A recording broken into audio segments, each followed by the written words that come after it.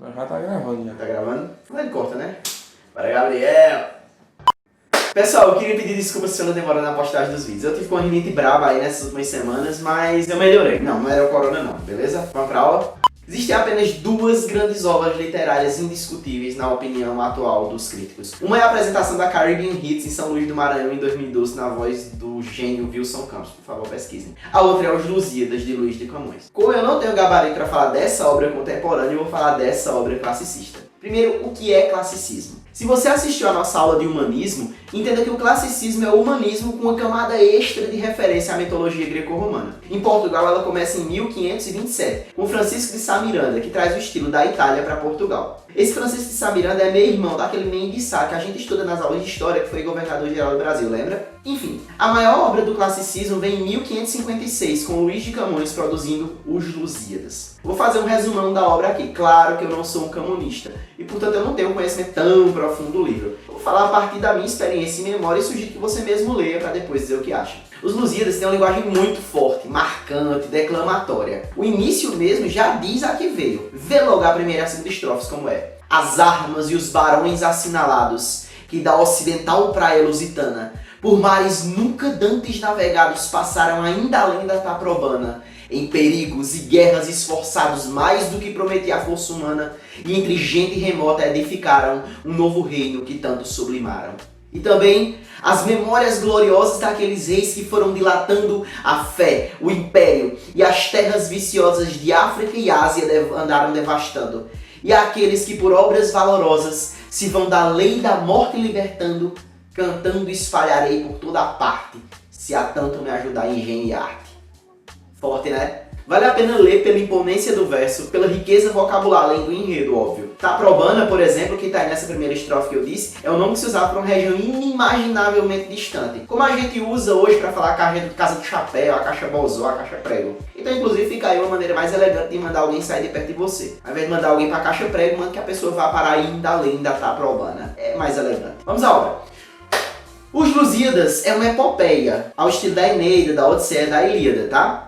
Eu falei um pouquinho sobre uma dessas obras aqui, em que temos um herói que representa o povo no meio de uma grande conquista. Nesse caso, o herói lusitano é o Vasco da Gama, não o time. O navegador que encontrou o caminho das Índias, não a novela. A história propriamente dita já começa na estrofe 19 do canto primeiro, e ela apresenta o Vasco da Gama no meio da viagem, mais propriamente na costa oriental da África, ou seja, a meio caminho de chegar na Índia. Nesse momento, os deuses do Olimpo se juntam para discutir o destino dos portugueses.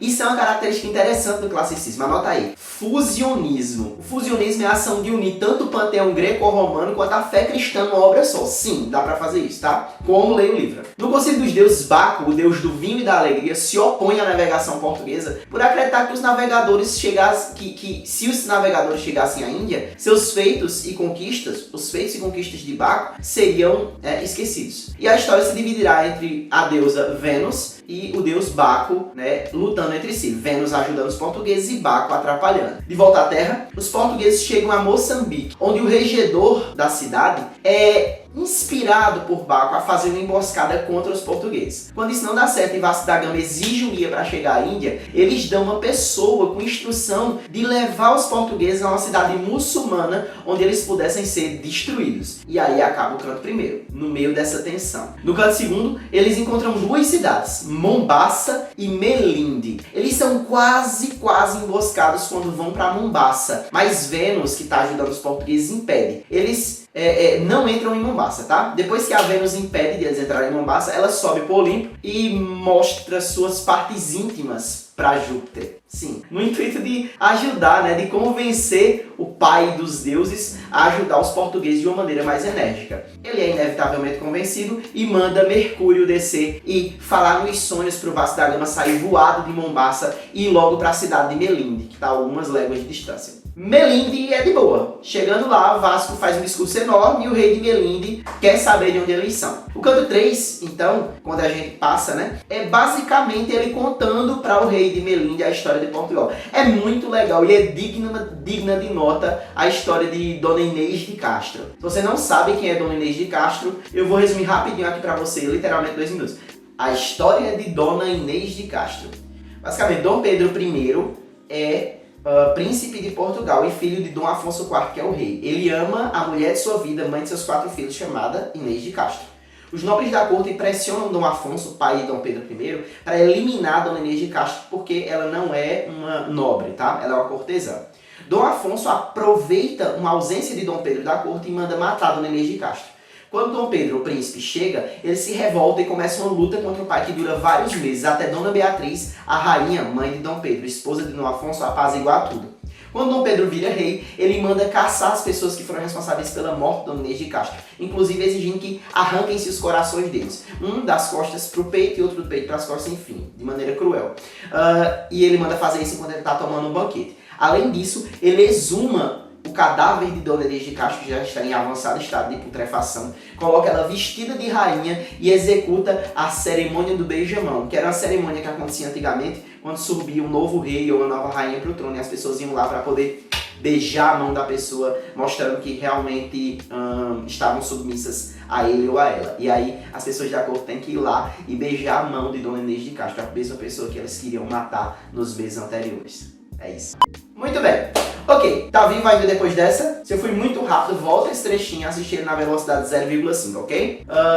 Vamos continuar. O canto quarto é Vasco falando sobre a segunda dinastia de Portugal, e é a dinastia que reinou até a época dele, tá? E como ele foi escalado para achar o caminho das Índias. É no canto quarto, inclusive, que a gente encontra um dos personagens mais icônicos da literatura mundial, o Velho do Restelo, tá? Se você não sabe o que é um restelo é isso aqui. O Velho do Restelo, ele tá na praia, enquanto a multidão se amontoa para ver a partida de Vasco da Gama e sua trupe. Ele faz um discurso muito forte e muito pessimista, em que ele fala que a fama é uma isca que se usa para mandar as pessoas para perigos certos. O Velho do Restelo é um personagem muito estudado, e não sei se é porque eu sou um pouco pessimista também, eu sinto que fazem muito sentido as palavras dele. Eu sempre lembro do iniciozinho do discurso dele, que é: ó glória de mandar, ó vã cobiça dessa vaidade a que chamamos fama, né? É muito legal. É um discurso considerado também por alguns como uma voz dissonante da epopeia, porque a epopeia é para ser uma história de grandes conquistas, de lutas épicas. E aí tem um cara lá todo pessimista no meio. Ou isso, ou talvez ele esteja lá para dizer que se todo mundo fosse sensato, a gente não teria feito nada de grandioso e ainda estaria nas cavernas. Pois bem, encerra aí o canto 4. No canto 5º, Vasco começa a contar a viagem desde Lisboa até Melinde, os povos que encontrou, o escorbuto que os navegantes sofreram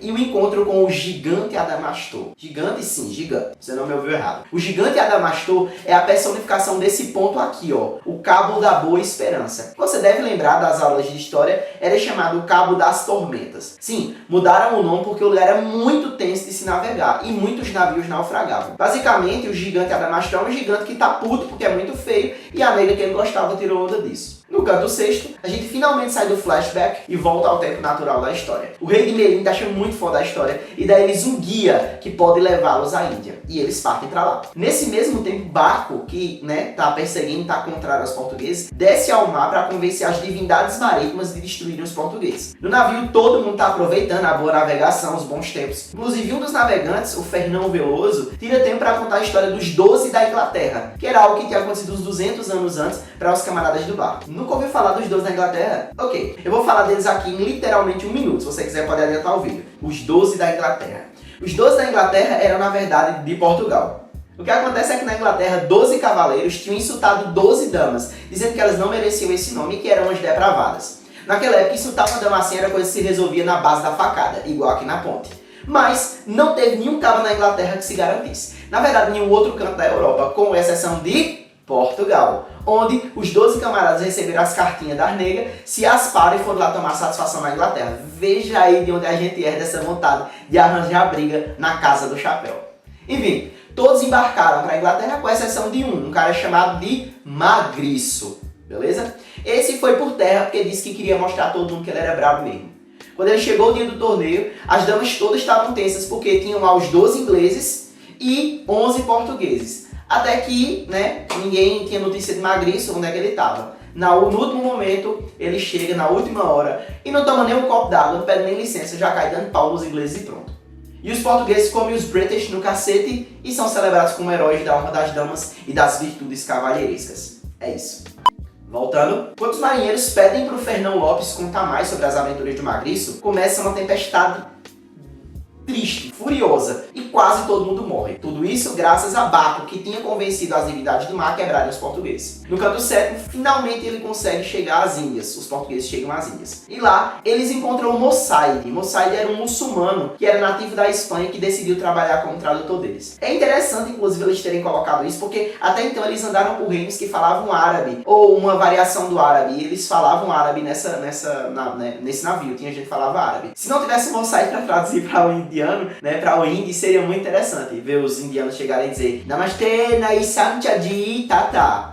Enfim, entram dois personagens a mais agora, além do Mossaide. O rei da cidade de Calicut, onde eles estão na Índia, se chama Samorim, e o conselheiro do Samorim, chamado de Catual, beleza? Não Catuaba, Catual. No canto oitavo, Gama explica de novo a história de Portugal para o Catual, o conselheiro do rei de Melinde, o Samorim. E de noite o rei de Melinde não, de Calicut. E de noite o Samorim consulta os magos da corte para eles dizerem se vale a pena aquela transação comercial com os portugueses. O demônio engana as pessoas indianas, dizendo que se eles firmarem com os portugueses, os indianos vão destruir e dominar tudo. Assim, eu pessoalmente não sou muito fã do diabo, do cão, não. Mas se ele disse isso aos indianos, ele não estava mentindo, a história é própria. O Samorim, no outro dia, confronta Vasco sobre isso, mas ele consegue convencer o Samorim que é um cara legal. O Catual, ainda inflamado pelos muçulmanos, traça um plano para atrair os navios portugueses e tomá-los. Quando isso não dá certo, ele segura Vasco da Gama na cidade. No canto nono, o Catual ainda está cozinhando os portugueses ali na conversa, porque ele está ganhando tempo e esperando uma armada muçulmana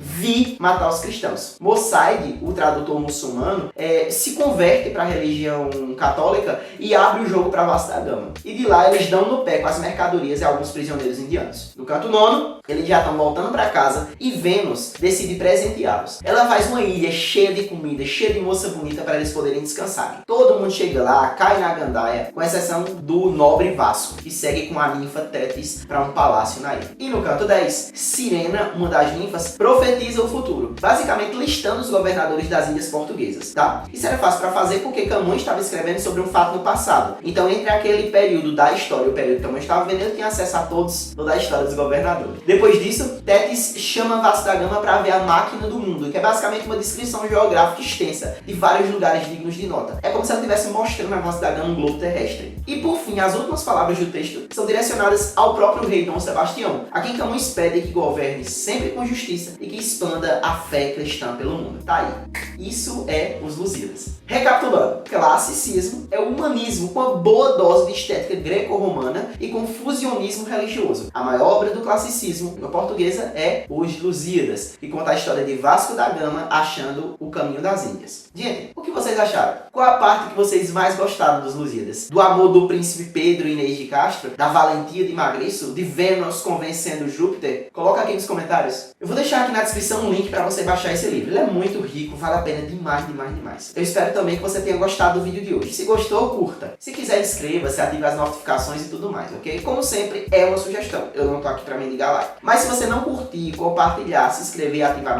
notificações, não vai encontrar suas ninfas na Ilha dos Amores e vai acabar sofrendo pelo resto da eternidade, sendo mastigado na boca do gigante Adamastor. Fica aí a reflexão. Comente abaixo e deixe sugestões sobre o que eu devo fazer. Já me pediram algumas coisas no meu Instagram, tá? Mas eu queria que os pedidos ficassem registrados aqui nos comentários também, ok? Tchau, pessoal!